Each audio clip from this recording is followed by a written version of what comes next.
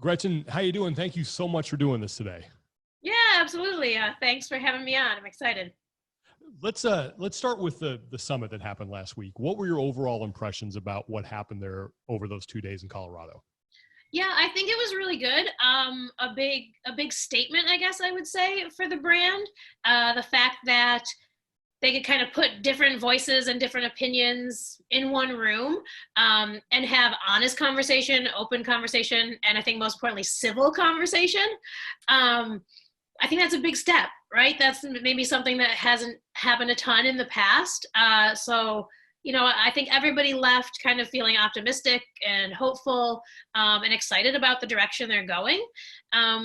So it was good. Yeah, I had a good experience. Obviously maybe like everybody, kind of a little nervous going into it, but I think at the end of the couple days, everybody felt pretty good about it. And so you came in, as the president of the IF3. What were some things that maybe some topics you were hoping to kind of touch on, whether they did or not, or some things that maybe were most important for you to get out of that summit as someone that's leading an organization that's, I would say, adjacent in the sport of fitness? Yeah. So obviously I'm most interested in the sports side. They did a lot of different sessions. So I got to sit on a couple of different, in on a couple of different things, which was interesting as well. But the sports side was really what I was most interested in. And kind of, I guess, what I was hoping to talk about, obviously I like to talk about IF3 and our vision, but just kind of some of the things that will help elevate the sport to the next level in terms of like a legitimacy perspective, the way we're sort of perceived by the broader sporting community. So those are kind of things, that I hope to touch on. The conversation is very general. It's a starting point. But I think we talked about a lot of stuff, and put a lot of ideas out there. No real, decisions or outcomes. And I think that's probably why people are like, oh, what happened? We're like, oh, we just talked about stuff. But it was, kind of very much a general starting point in getting visions and ideas out on the table more than anything else. The IF3 is more or less operated sort of independently of CrossFit. How do you see that relationship changing now that Eric Rosa is taking over? Yeah, so we always have to remain kind of independent in the sense that we can't have our decisions really swayed or pushed by a brand or a third party. And that's just part of, the rules of the Olympic movement and rules of sports governance in general. But we can still collaborate and work with brands and partners, and we should, obviously. So I think now, if Eric and his team are really open to it, there's a lot of room for potential collaboration. And that can look as simple as things like anti-doping. So a lot of people don't understand how this works, but WADA doesn't really work with brands. They will only work with governing bodies that are at a certain recognition level.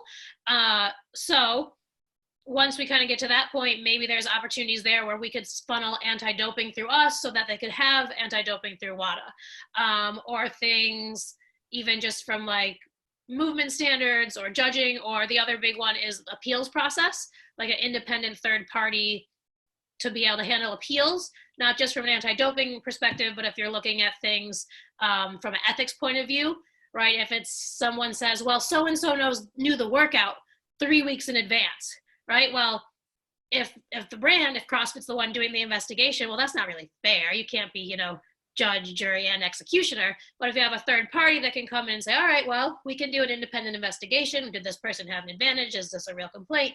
Right? And there's a whole system and things we'll have access to in kind of that process where it goes all the way up. There's actually a court in Switzerland called the Court of Arbitration for Sport, where kind of in the Olympic world and in the system of federations and governing bodies, where when you don't like the decision that the federation makes, then you have the option to appeal to an actual, court. So having those kind of things available to CrossFit, I think would be really good. And it could go as far as, oh, okay, well, let's collaborate on some sort of event series. And we have not talked about anything like that, but that could be something, in the works as well, which could be pretty cool.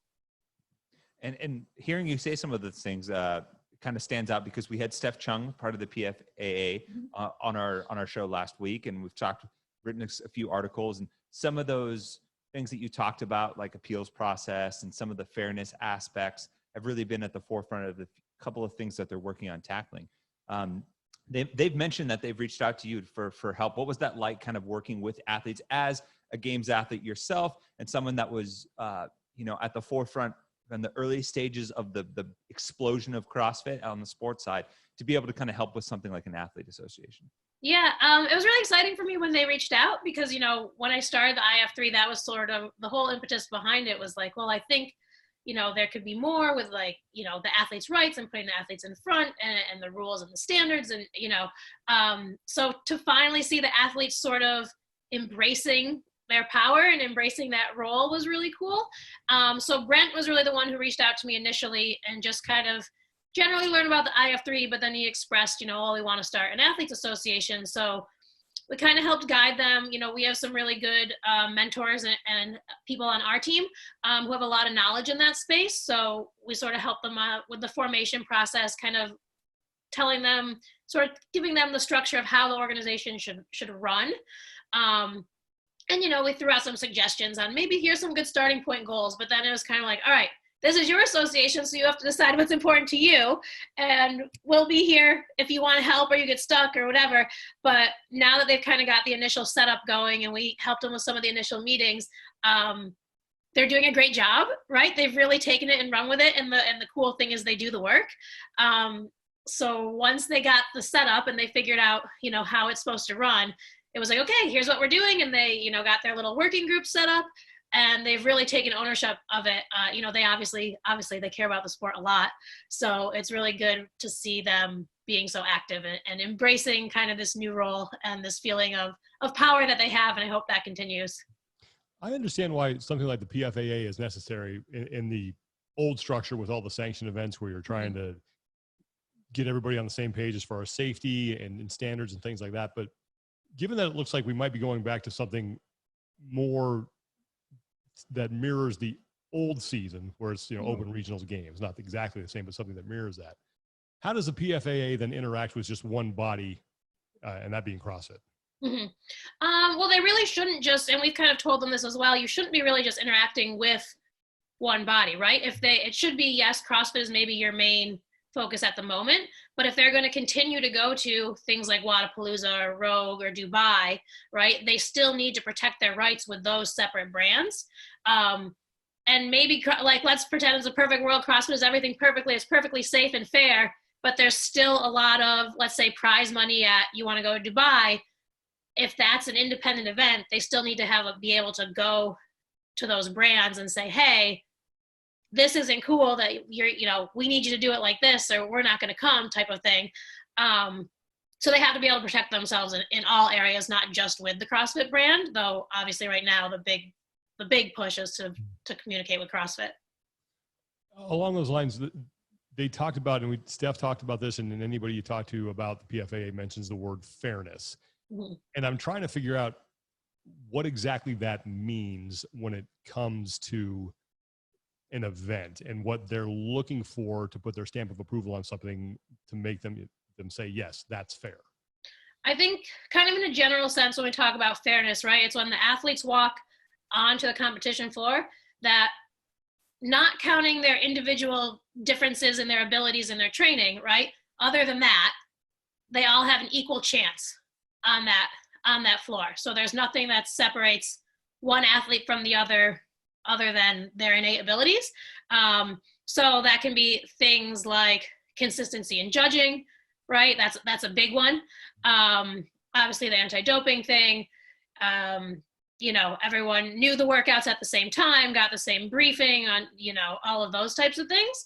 But that's kind of, I guess, the general definition when we're talking about fairness is that, yes, you have your physical abilities that are innate to you and the way you train, but those should be the only differences when you step out onto the floor. And that's what separates it. It's not some other factor, right? Like this lane is faster than the other lane, right? The grass was wetter or something like that. Yeah, that type of thing.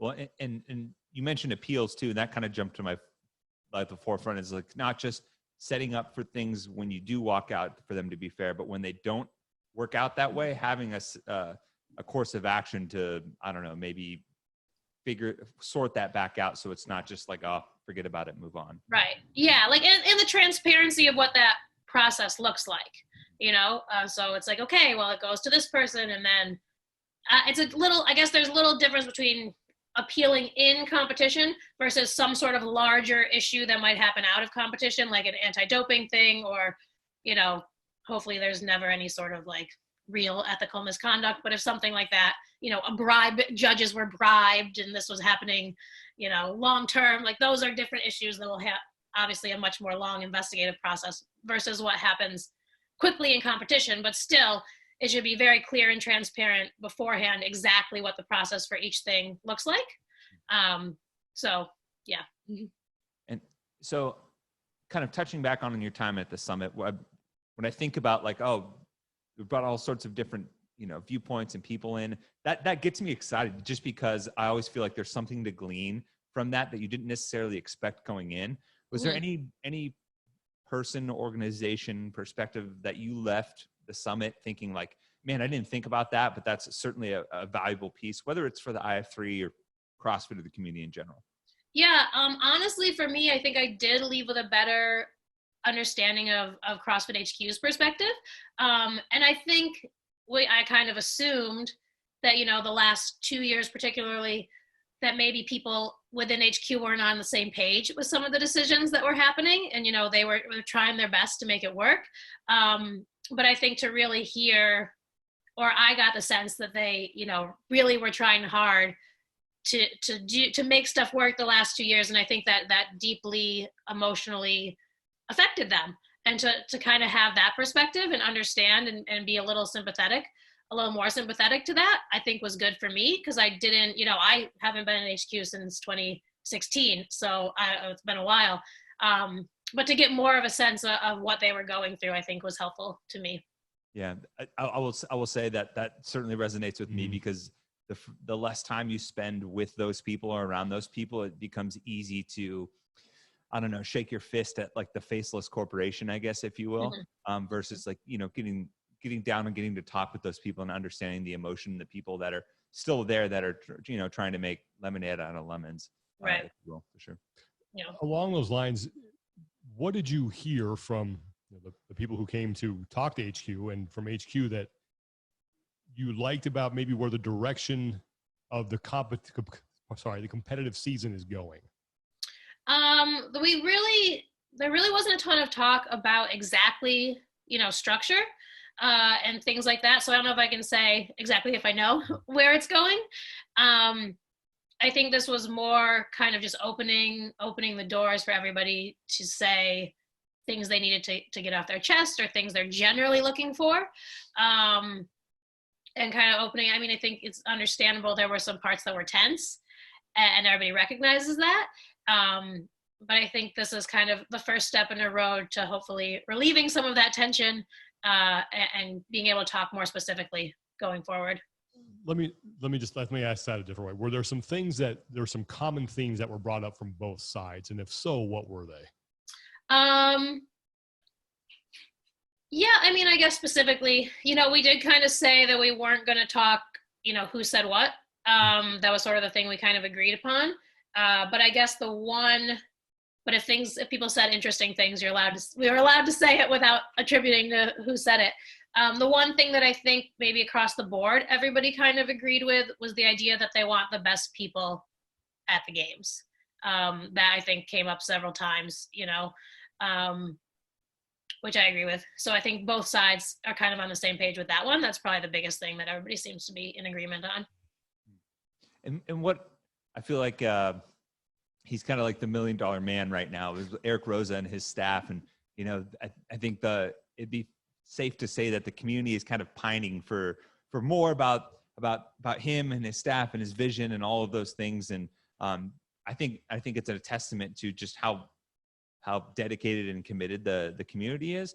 But what was your sense? I mean, what did you get a chance to talk with him? Did you get to meet some of his staff, and what was kind of your experience in that regard? Yeah, we talked the day before I flew out there, so I got to kind of meet him just via Zoom before I went out there, and then obviously got to talk to him a little bit at the summit, and all the sessions were very interactive, right? So everybody was giving feedback during them, so I got to hear his opinions. And I think he has some really good plans and, you know, some really good vision. I got to meet a lot of, you know, his staff that he's hoping to recruit to bring on board, or maybe already is planning to.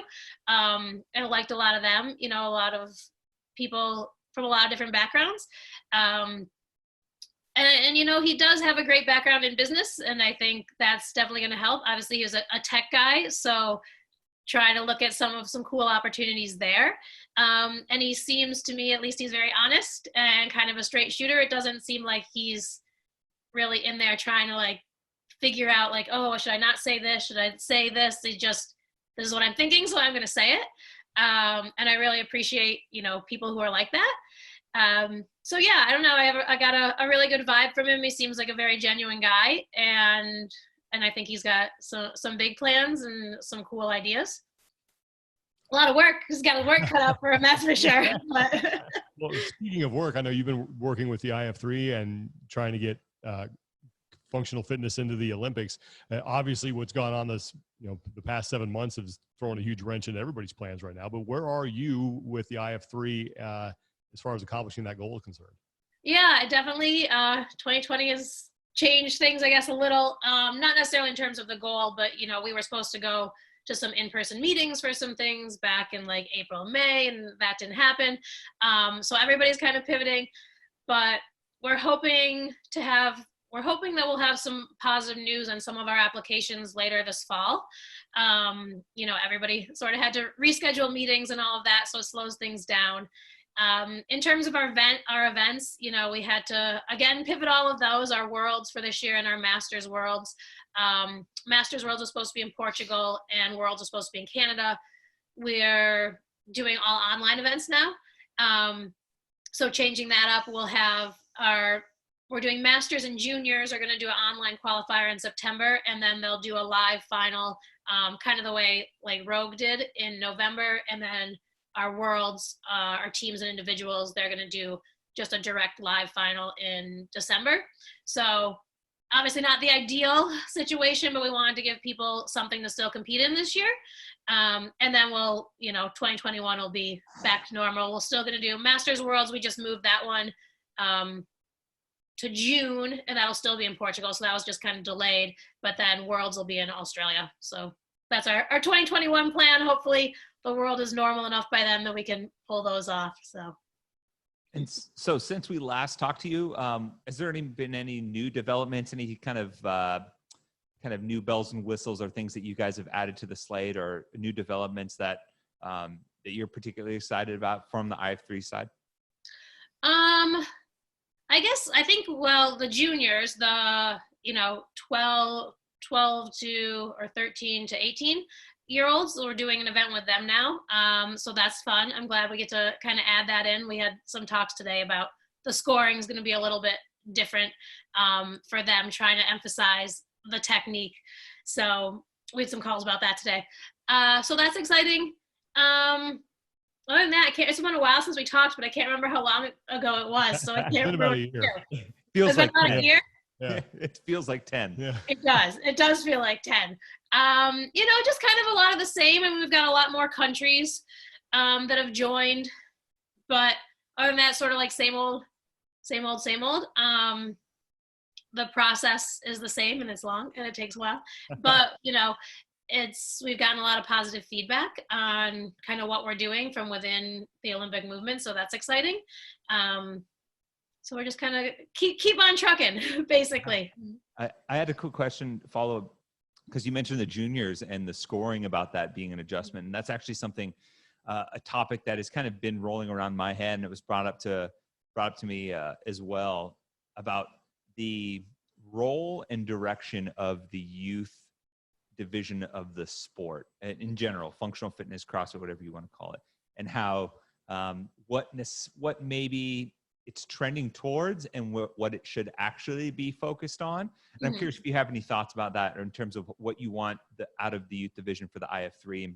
Because, and I'll say it, I feel like there's a growing sentiment that the teenage division should be less professionalized and be less used as their own like serious professional level sport, and more as a developmental thing to create good habits and apply training outwardly and things like that.